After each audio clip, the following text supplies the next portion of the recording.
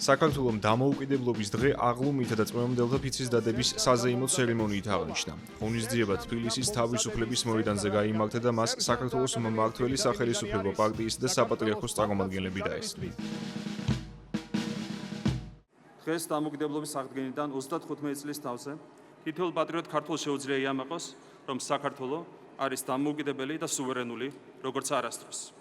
სწორედ დამოუკიდებლობასა და სუვერენიტეტში გაძლიერება მისცა ჩვენს ქვეყანას შეასრულება ურთულესი გამოწვევების მიუხედავად. მტკიცედ დაეცვა სარწმუნოება, შეენარჩუნა ბინამშვიდობა და დადგომოდა წინსვლისა და განვითარების უწყვეტ გზას, რომელიც აუცილებლად იგვიყვანს აღთქმულ მიწამდე, ჩვენი ყველა ეროვნული მიზნის მიღწევამდე, გამთლიანებულ და გაბრწყინებულ საქართველომდე. დღესასწაული ქართულმა საზოგადოებამ ღრმა პოლიტიკური პოლარიზაციის ფონზე აღნიშნა.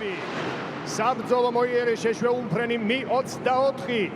მანამდე ოპოზიციურმა პარტიებმა უარი განაცხადეს ეღიარებინათ ახლად არჩეული პარლამენტი, ხოლო ხელისუფლებამ 2028 წლის ბოლომდე ბრიუსელთან ევროკავშირში გაწევრების შესახებ მოლაპარაკებები თაროზე შემოვიდა. 26 მაისის საღამოს საქართველოს ათასობით მოქალაქე დედაქალაქ თბილისში ევროინტეგრაციის მხარდამჭერ დემონსტრაციაზე გამოვიდა. იმის გასაპროტესტებად, რასაც ოპონენტები ხელისუფლების დემოკრატიულ უკუსლოსა და ანტიდასავლურ გეზს უწოდებენ. საქართველოსა და ევროკავშირის დროშებით ათასობით დემონსტრანტმა მსვლელობა გამართა ქალაქის ცენტრალურ ქუჩებში, სადაც მიუხედავად განსაკუთრებული საპოლიციო მობილიზებისა, პარლამენტის შენობის მიმდებარედ გადაინაცვლეს.